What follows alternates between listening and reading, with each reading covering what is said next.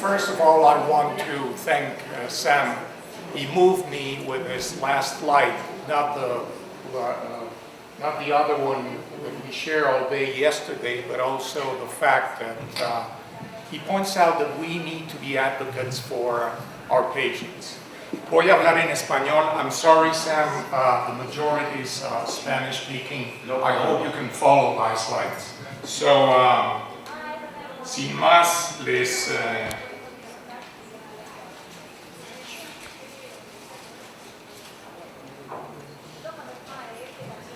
podemos arrancar aquí. Yo creo que me las pueden ir pasando. ¿Sí? La primera Este es el título que nosotros le dimos a la presentación. Todos ustedes están familiarizados con el lupus y esto de las mariposas, por obvias razones. Y en general, la idea de nosotros era tratar de traer el tema. Pero para aquellos de ustedes que nacieron después de los 70s, Butterflies Are Free es una película donde la hermosísima Goldie Hawn, de la que yo me enamoré de adolescente, ahora es una vieja y ya no tiene mucho que ofrecer, pero vamos, en aquellos años era un encanto y yo me enamoré de ella cuando salió esta película en escena. Y esta era la película, ya verán por qué. Una pregunta que yo me hago desde el punto de vista psicológico, y es algo que quiero complementar con lo que Sam decía, es que nacemos con una dependencia de anticuerpos y potenciados por la barrera privilegiada que nos da la placenta. Nuestro timo, como todos sabemos, como reumatólogos e inmunólogos, está activamente reclutando linfocitos T, y lo que es fundamental es que tenemos un muy frágil equilibrio de lo emocional, lo biológico y lo social. Fíjense la importancia que tiene relativa a lo que planteaba Sam hace un momento. La comunicación no verbal, las señales cutáneas, el amamantamiento, los besos, el calor, los cariños determinan la impronta del primer lenguaje. Y esto quiero que lo tengan muy presente, porque cuando se habla en ese tono medio despectivo de lo psicosomático entre los médicos, olvidamos que somos hijos del amor y del odio. Esto es una manera de presentarles todos los cambios biológicos que se ven en el recién nacido y el impacto que tienen, por ejemplo, en el grosor de los tegmentos, piensen en piel, en lupus, en la adquisición de la función renal, piensen en riñones, en lupus, en los cambios en la distribución metabólica, gastrointestinal, cardiovascular, etc. Desde luego, la dependencia de anticuerpos es fundamental. Fíjense en esta tabla, los niños que son amamantados muy poquito tienen una capacidad de respuesta inmunológica menor que aquellos niños que son amamantados por un periodo relativamente largo. Y esto tiene un impacto importante en el desarrollo del repertorio inmunológico, como ven aquí abajo.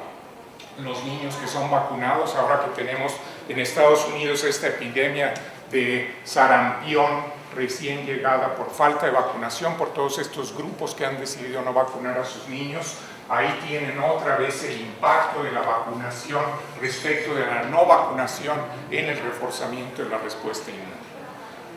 Sin embargo, yo les decía que aquí se da, desde el punto de vista inmunológico, la proliferación, maduración y el destino del repertorio de células T y células B de cada individuo. Sin embargo, uno tendría que recurrir desde luego a todos los alelos que se han demostrado. Esta mañana Marta Alarcón Riquelme nos dio una buena conferencia respecto de los diferentes alelos. No los voy a entretener con esto, que son cosas que todos ustedes conocen. Pero algo que a mí me impactó en mi formación en Inglaterra fue el hecho de que en aquellos años Jonathan Rothbard, que se había formado en la Universidad de Massachusetts, empezó a plantear la idea de que los péptidos autólogos, fíjense en esto, los péptidos autólogos determinaban los cambios inmunológicos para autoinmunidad.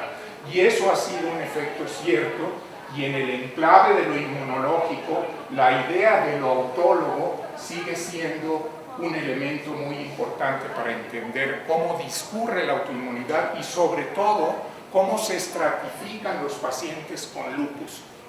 Si ustedes piensan en lo autólogo como un elemento fundamental, yo no puedo dejar de pensar en la genética y la epigenética. Entonces, no todo lo que brilla es luz en los pacientes con lupus. La relevancia de las emociones está aquí. Miren ustedes. Hay una simbiosis desde pequeños de todos los seres humanos respecto del objeto de deseo. El primer objeto de deseo es la chichi materna, como decimos en México. Es el pecho materno, ese es el primer objeto de deseo del bebé. El bebé no identifica a la mamá, lo que identifica es un pecho y en función de este pecho que le da o le quita, establece sus deseos, establece sus anhelos y sus primeras respuestas de un lenguaje psicosomático. Esto presupone una dependencia equívoca, inespecífica al principio, que se va adquiriendo al mismo tiempo que se adquiere la constitución psíquica y lo que yo les decía, la carga biológica. La percepción en ese momento es muy deficiente. Frío, calor, dolor, satisfacción, saciedad, ganas de hacer caca, ganas de hacer pipí, en fin. Esto está muy indiferenciado y por lo tanto en esos estadios preverbales el lenguaje psicosomático, el lenguaje es de la piel, el lenguaje es del pulso, el lenguaje es autonómico, el sistema nervioso autónomo, se distiende la barriga, dan ganas de comer, se vacía el estómago, hay saciedad, hay hambre, etc. Y las respuestas inmunes en ese momento apenas se están trazando. Cuando se habla del desarrollo desde el punto de vista psicodinámico, los especialistas en este campo, particularmente los psicoterapeutas y psicoanalistas del desarrollo, han planteado que hay diferentes fases. Una fase autística, que es esta fase que yo les describí a ustedes de no reconocer a mamá, reconocer el pecho. Todavía la sonrisa no es una sonrisa social, es una sonrisa de saciedad o de gusto. Una segunda fase, que es una fase de simbiosis, donde la mamá se identifica como un todo con el bebé. Una fase muy dramática en la vida de todo ser humano que representa la individuación, cuando entendemos que mamá no es nuestra ni nosotros somos parte de ellos. Y gradualmente fases de diferenciación que van haciendo al sujeto el sujeto que es. Pero si lo piensan por un momento, en el momento que se está estableciendo el repertorio autoinmune postnatal, es la fase de diferenciación temprana, cuando el bebé es más frágil desde el punto de vista emocional. Desde luego, uno tiene que pensar que la fantasía y el deseo son funciones subcorticales, de alguna manera funciones muy tempranas que están ahí.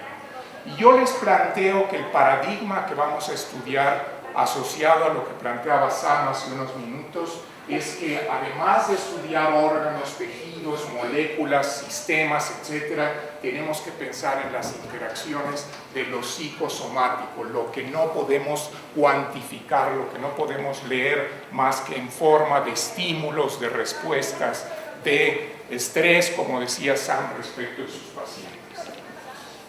En fin, uno cuando traza estos grandes escenarios y piensa en las células T y las células B y habla doctamente de todo eso, se le olvida que más allá de las articulaciones, los riñones, el tejido cardíaco, etcétera, o las moléculas del complejo principal de histocompatibilidad, hay un individuo que sufre, cuya enfermedad no es diagnosticada tempranamente, y cuando llega el momento de esas intervenciones, tanto médicas como psicológicas o sociales, el paciente ya tiene un daño, como se decía esta mañana, respecto de los pulmones, muchas veces irreversibles.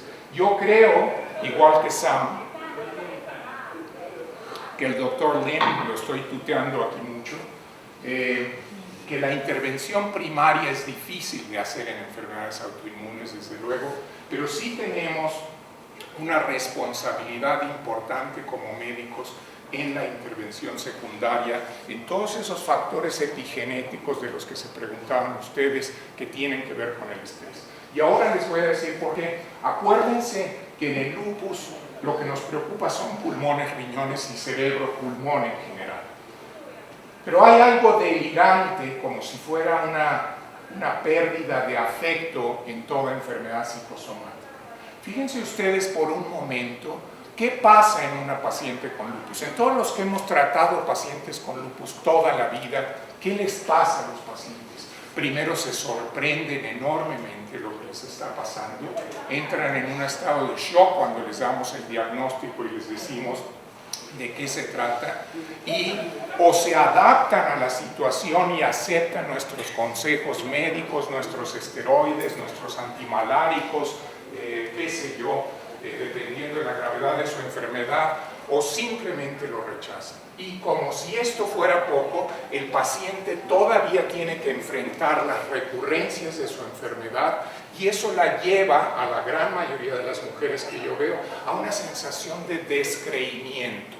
¿Qué es lo que me están haciendo? Me ponen gorda, me sacan estrías, tengo además complicaciones de otro tipo y nada de esto. Yo no veo la salida a esto, yo no le veo sentido. Dependo de este individuo que se cree Dios porque receta de un lado para otro, aumenta a dosis de 0.5 y 1 miligramo por kilo como si yo fuera un objeto y no me saca de aquí. Y todavía me pide el desconsiderado que sea paciente y aguante, ¿no? ¿Qué clase de sujeto es este? Y estos somos los médicos que tratamos a pacientes. Por lo tanto, yo les quisiera decir que tengamos en cuenta todos estos elementos, no me voy a detener mucho, pero que a veces no hay una correlación anatómica ni tisular con lo que sufren los pacientes, que hay un elemento de sufrimiento psicológico y social que tenemos que empezar a entender para entender desde dónde viene eso. Y si de veras, como planteaba el doctor Lem hace unos minutos, queremos específicamente tratar de evitar las recurrencias y ver qué factores afectan directamente a nuestros pacientes desde el punto de vista social y psicológico, más vale que nos familiaricemos con sus emociones. Ok, entonces yo diría, fíjense aquí les quiero desviarme un poquito para decirles cuáles son a mi juicio algunas de las metáforas de enfermedad psicosomática. Miren, por ejemplo, trastornos del placer y displacer, migraña, enfermedad intestinal y síndrome antifosfolípido. Yo he visto mucho esto en pacientes con síndrome antifosfolípido. Dinámicas de rechazo y evocación, eczema, urticaria, vitiligo, sobre todo piel, sobre todo esa primera fase de contacto. Mutilación, pérdida, duelo, típicamente esclerosis múltiple, pero ¿por qué no artritis, deformidad, espondilitis, todas las enfermedades que vemos en nuestro campo?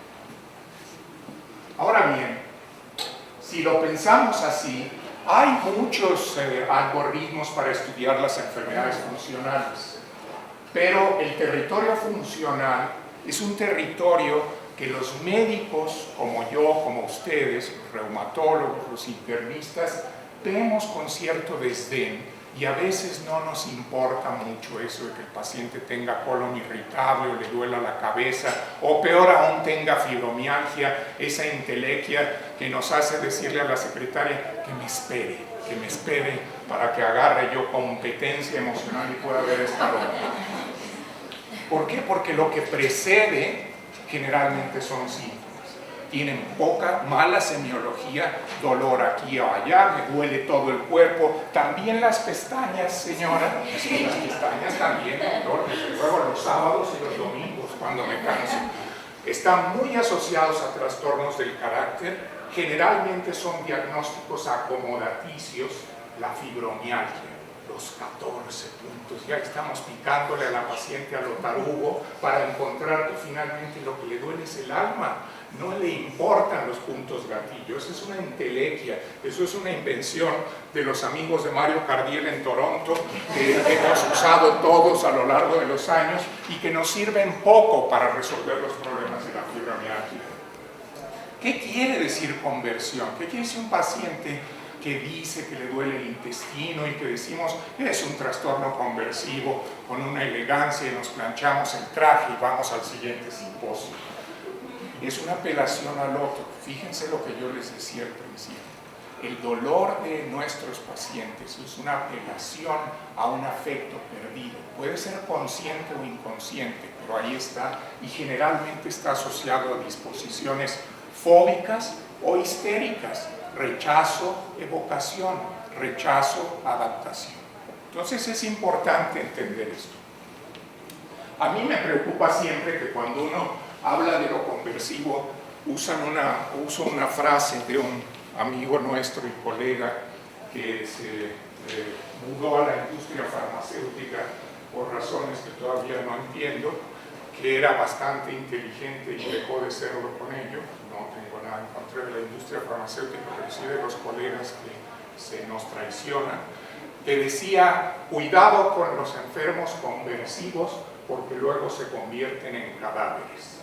Y esto que lo decía Píndaro, tú recordarás, Mario, es cierto cuando hay trastornos que pensamos que son trastornos funcionales y que pueden tener otras implicaciones. Ahora sí, los datos duros. Los síndromes miofaciales, como la fibromialgia y sus extensiones, están asociados frecuentemente a estrés postraumático en la mitad de los casos. Estos son datos duros de estadísticas. Y trastornos afectivos en 3/4 partes de los casos. O sea, los pacientes con fibromialgia no hay que estudiarles si tienen sustancia P en líquido cefalorraquídeo, que me perdonen mis colegas, ni inmunoglobulinas altas o bajas o neutrófilos en los calcetines. No, son pacientes que lo que tienen es dolor y sufrimiento afectivo en 3 de cada 4. Más de la mitad de los que sufren depresión o trastorno bipolar se quejan de migrañas funcionales, no trombóticas. El dolor bajo de espalda, la distrofia simpática refleja y los dolores neuropáticos frecuentemente se relacionan a migraña en el mismo territorio y no existe un colon irritable aislado. Yo todavía no conozco ningún colon que esté flotando en el espacio, se endurezca, lo pueda uno colonoscopiar y decir, ahí está ese colon aislado. Hay depresión, hay ansiedad, hay sufrimiento crónico.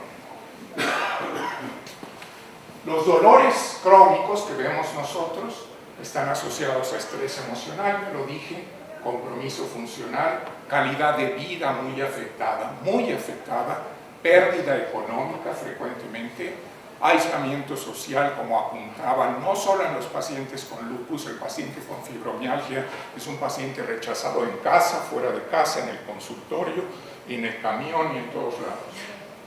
Son pacientes que tienen mucha afección en su vida profesional y además se sienten traicionados porque no les hacemos caso. Y son los pacientes que más dinero nos dan en la consulta privada, sorprendentemente, además de las osteoartrosis. Por lo menos tendríamos que tener la decencia de aceptarlos cándidamente. Te voy a saltar esto.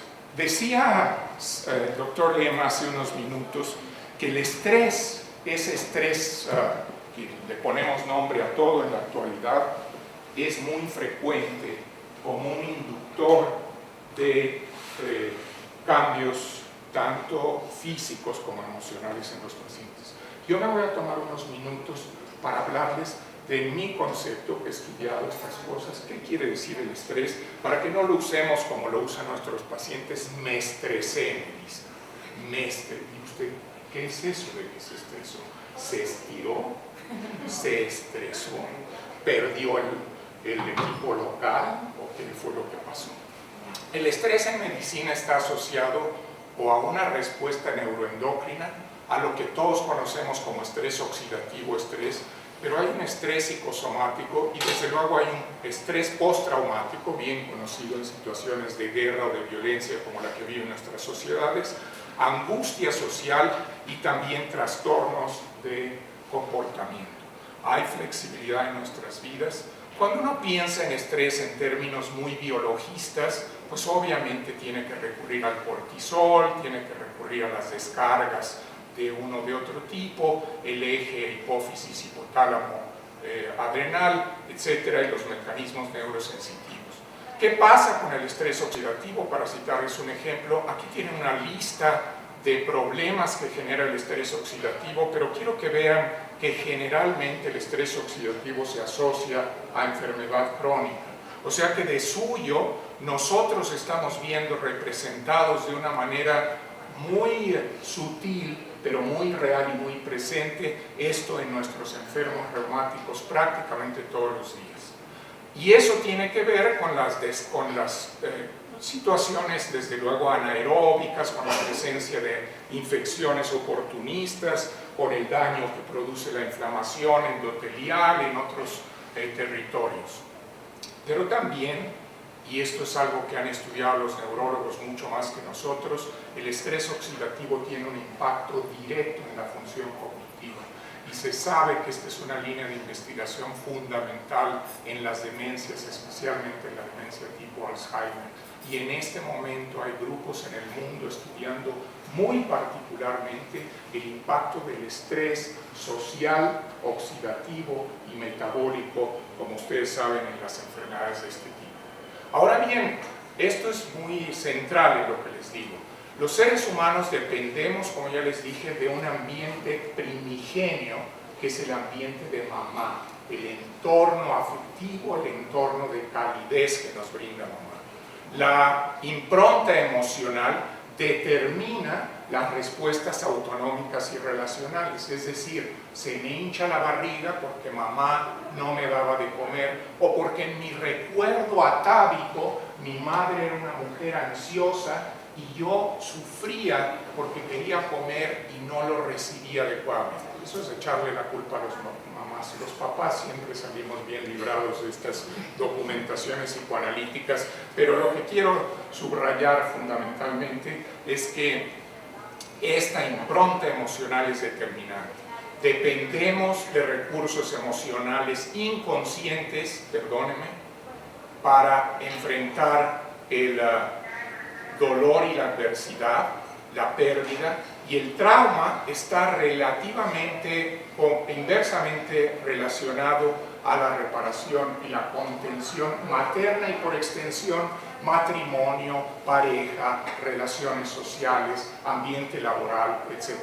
Como materno estoy usando un término muy metafórico, muy genérico, pero si uno tiene un ambiente de trabajo saludable, generalmente va a ser un individuo satisfecho y con poca sintomatología. Pero si vive uno en una situación de estrés, tiene que cumplirle a un jefe autoritario, tiránico, etc., es muy probable que esto repercuta también en la salud. Las respuestas distintivas de estrés, de acuerdo a la gente que estudia el estrés, pues se basan mucho en este modelo muy simplista del cortisol, el hipotálamo y las suprarrenales. Yo creo que tenemos que pasar más allá de esto y empezar a verlo. Ahora fíjense bien, habiendo dicho lo anterior, sí quiero señalarles algo que complementa mucho lo que decía el doctor Sandler. Cuando uno busca cuáles son los estresores existenciales principales, estos son datos duros, epidemiológicos, fundamentalmente de Estados Unidos y Canadá. Los conflictos amorosos, los conflictos en casa, divorcios, separaciones, etc., constituyen un 58% de los estresores. Muy cerca de ahí los problemas económicos, que van muy de la mano, sobre todo después de los divorcios. Las demandas de trabajo, la vida acelerada y la violencia del entorno social, los trastornos de la imagen corporal, la falta de tiempo o descanso, que podrían ustedes decir que va de la mano con las otras, y la inseguridad social, creo que está infrarrepresentada en estos datos, porque estamos hablando de Estados Unidos y Canadá. En Venezuela, México, Colombia y El Salvador debe andar por el 80% o más. Así que eso hay que tenerlo presente. Pero fíjense en la siguiente diapositiva. Cuando uno piensa en conflicto con otros, en realidad lo que está diseñando es la pérdida de un soporte vital, de una red de soporte y abandono. financial concerns, preocupaciones económicas, inseguridad, amenaza a lo básico, demandas ocupacionales, imposiciones, estatus social, prestigio, violencia, integridad y el sentido de permanencia en la vida, porque si a mí me asaltan en la calle, mi sentido de permanencia en mi ciudad, en mi barrio, en mi lugar de trabajo se convierte en algo amenazante. Y por último, en nuestros pacientes, y estamos hablando de lupus, no lo olvidemos, el aspecto de,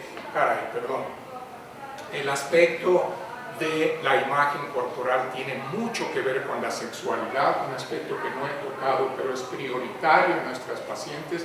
Yo recuerdo ahora una paciente que le preguntaba yo, ¿y qué es lo que más le preocupa a usted de su artritis reumatoide? Y me decía que ya no puedo abrir las piernas, doctor, y no puedo tener relaciones con el marido. De esa dimensión afectiva era su artritis.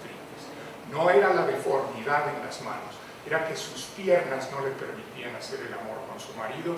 Y eso, ¿cuántas veces lo preguntamos? Yo se los pregunto a ustedes, ¿cuántas veces indagamos la repercusión que tiene la sexualidad en nuestras pacientes, el que se vean gordas, con estrías, con los senos caídos, o que las manchas en la cara no se las hayamos quitado, afortunadamente, con un buen tratamiento? Los síndromes asociados con estrés crónico, no me voy a detener mucho en esto, nada más es para darles una idea. Los psiquiatras y los que nos interesamos en este campo de lo psicosomático los hemos visto repetidamente. Aquí tienen una escoriación neurótica que podrían ustedes decir, caray, es una vasculitis o qué le pasó a esta paciente, y en realidad se rascó, se lastimó la piel porque esa era su manera de hacerle frente al dolor, al sufrimiento interno que no podía quitarse. El yo-piel, yo tomo esto de la literatura psicoanalítica porque siempre he pensado que nuestra piel expresa mucho nuestros afectos.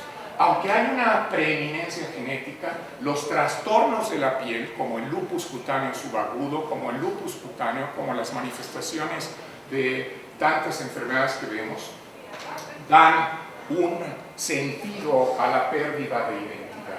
Hay una respuesta errática en los pacientes. Fíjense qué interesante.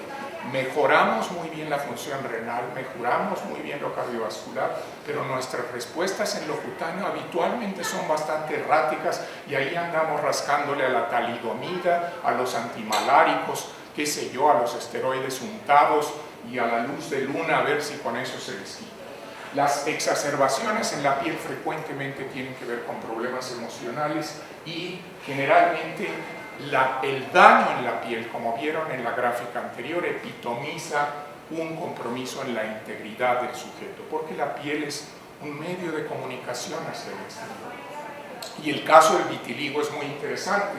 No deja de ser una enfermedad autoinmune, pero yo no puedo dejar de ver todos esos pacientes que me llegan a mí como especialista en enfermedades autoinmunes que tienen lesiones alrededor del recto, alrededor del ano, alrededor de la boca, alrededor de los pezones. Caray, qué distribución tan peculiar, ¿no les parece? O sea, que tengan que ver con estas zonas erógenas muy primitivas de los seres humanos.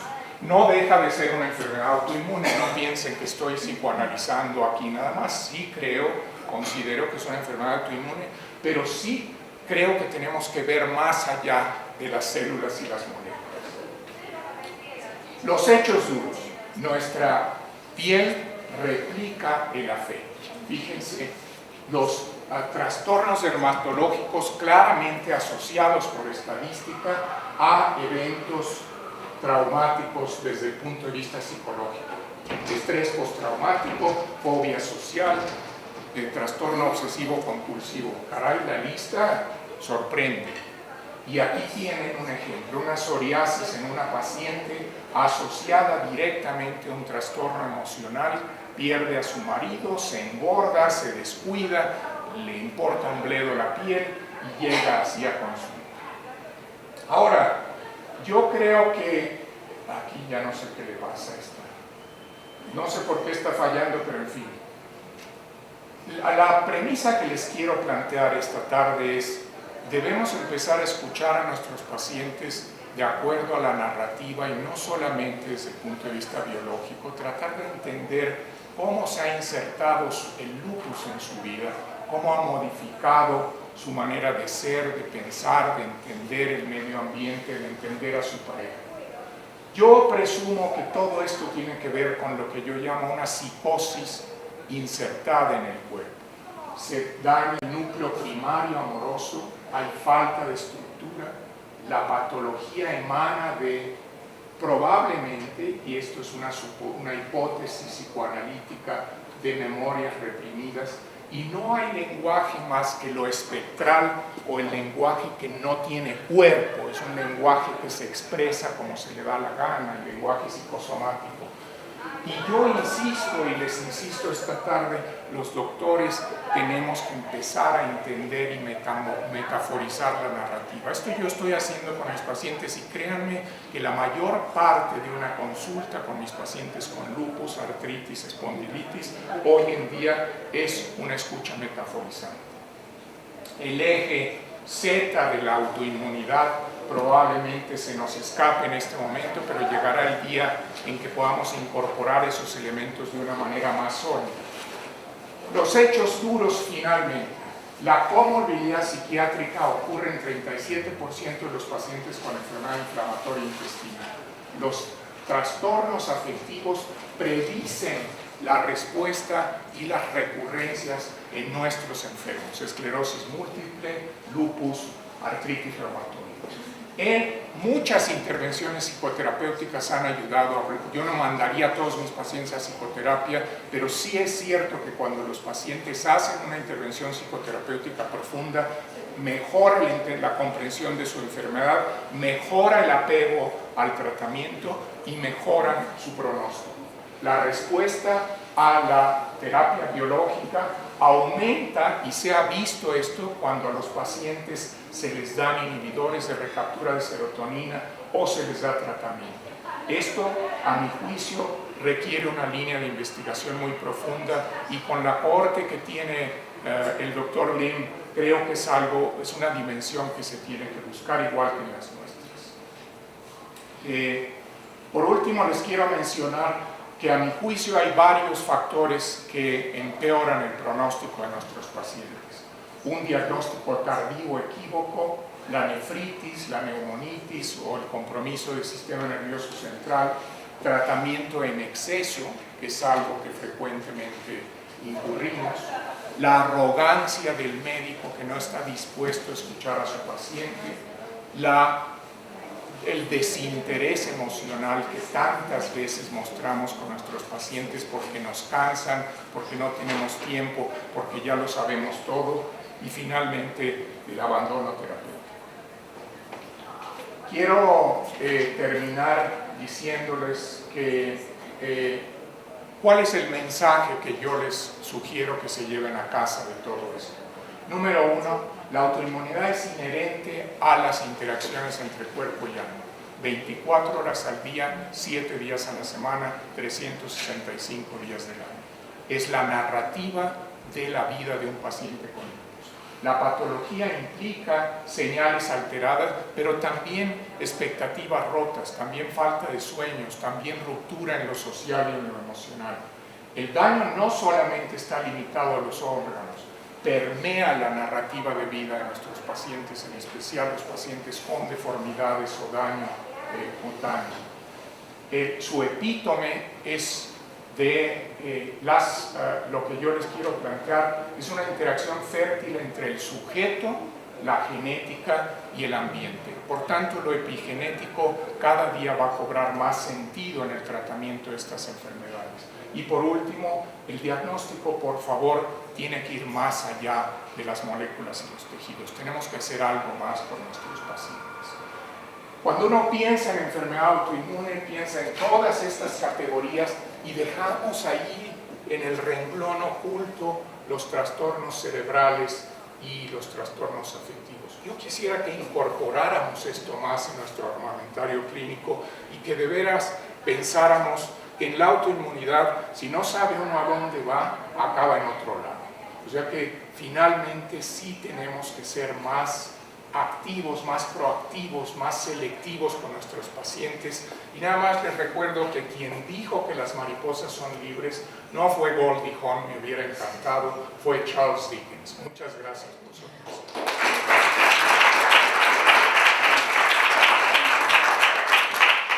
Realmente no tengo palabras para felicitarlo, creo que es la conferencia más brillante que he escuchado en los últimos 20 años. Extraordinaria, extraordinaria.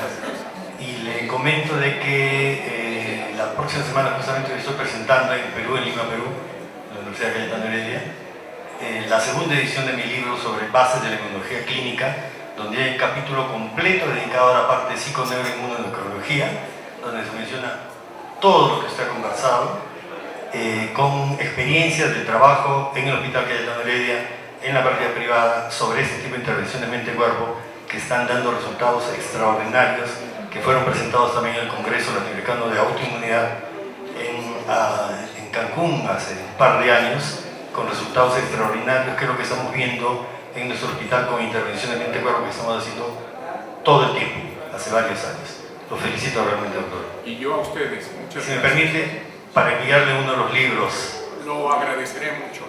Buenas noches, sean todos cordiales. Buenas tardes, adhiero plenamente a las palabras, fue maravilloso escucharlo. Mi pregunta es, en la forma práctica, la formación de los médicos hacia esta nueva forma de entrevista médica que nosotros hoy dimos un taller al respecto, por eso nos sentimos muy identificadas con lo que nombró, de tratar a la persona como un individuo teniendo en cuenta sus emociones. Sabemos que las emociones van a llevar a las acciones. En la forma práctica, ¿cómo se están formando los médicos para tener esta nueva forma de escucha y poder llevar este modelo a la práctica diaria? Bueno, yo creo que sigue siendo muy deficiente, doctora. Creo que lamentablemente en las escuelas de medicina, en los hospitales, esta dimensión no se toca lo suficiente. Y desde luego eso redunda en que el tratamiento de los pacientes sea muy lineal y muy imperfecto. Yo creo que es nuestro deber como clínicos, como decía el doctor Lim, no solamente ser abogados sociales de nuestros pacientes y defender sus derechos, sino en la consulta, en los pasillos del hospital, enseñar a nuestros residentes y alumnos a entender esto, a escuchar esto, a detenerse un momento y antes de decir, ¿qué inmunosupresor le va a dar, doctor? ¿Qué escuchaste? ¿Qué piensas de esta señora? ¿Qué te gustaría preguntarle? ¿Qué quisiera saber de su vida personal? Me parece bárbaro. Además, hoy un poco lo que hablábamos en el taller era que preguntarle al paciente esto de qué es, en qué cree que se beneficiaría él haciendo o siguiendo un tratamiento, creo que es la clave de la adherencia, ¿no? Que es lo importante para esa persona, más allá de que uno sepa que le va a hacer bien por tal o cual cuestión. Bueno, muchas gracias. Gracias. Justo por lo que la pregunta de la doctora, hicimos hace poco un trabajo, era en una maestría de docencia, nada que ver, pero el tema era perfil del reumatólogo, y hicimos grupos de entrevistas grupales con los pacientes, tanto del hospital como privados, ¿verdad? Y todas, la mayoría eran lúpicas o con artritis reumatoidea en nuestras pacientes. Y primero que le cures, ¿verdad? Lo primero que esperan del paciente. Y lo segundo, que le escuches, ¿no? Que le escuches. O sea, impresionante, o sea, que sentirse bien tratado, escuchado y entendido, ¿no? Algunas que el paciente se ponga en su lugar el médico, ¿verdad? Y una dice, cuando escucho lupus, eso cómo se come, ¿no? No sabe ni qué llegar a la verdad. Entonces la pregunta de la doctora me deja me golpea, ¿verdad? Porque hicimos eso para hacer el perfil del reumatólogo, ¿verdad? Pero claro, ¿cómo estoy formando yo a mí? O sea, sé que tienen que tener, pero ¿qué tengo que hacer desde la docencia, ¿verdad?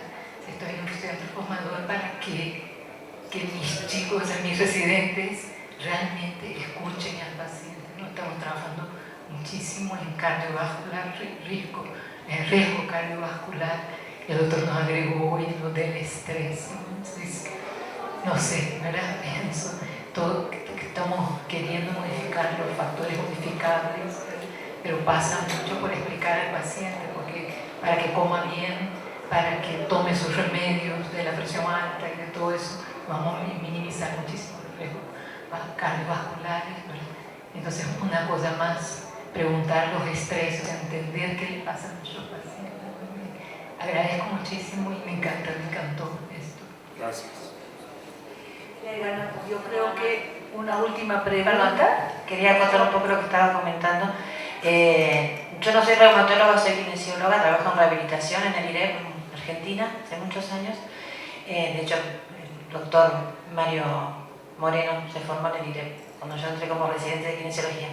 Y en los últimos años me dediqué a estudiar un poco esto de la comunicación.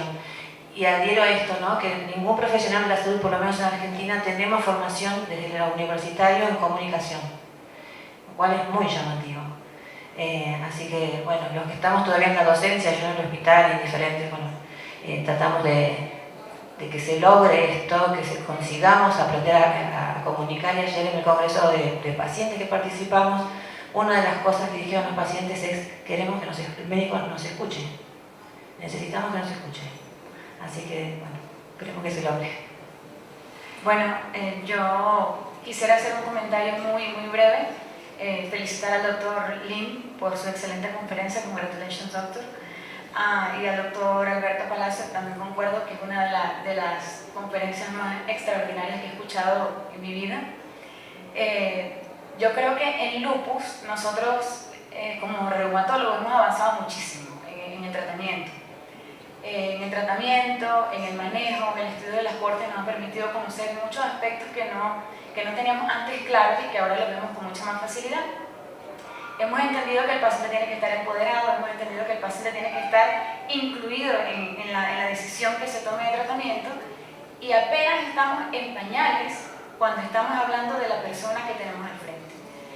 Y ciertamente en los congresos siempre se da muchísima importancia a toda la parte inmunológica, que es importante por supuesto, la parte terapéutica, y esta parte que es realmente lo central no está desarrollada. Nosotros en nuestra consulta, como ven en muchos países de Latinoamérica, el tiempo con el paciente con enfermedad autoinmune es limitadísimo. Y una consulta limitada no permite que uno pueda hacer educación o intervención a la persona. Y yo creo que si allá debemos cambiar, debemos evolucionar para que los pacientes con enfermedad autoinmune, tal vez con una mejor intervención desde el punto de vista personal, tengan menos requerimientos de medicamentos y acceso o requerimiento de atención en salud extra. Y nos puede también abaratar los costos en definitiva. Gracias. Muy bien, con eso vamos a cerrar entonces el simposio. Agradecemos a todos. Congratulations. Thank you very much.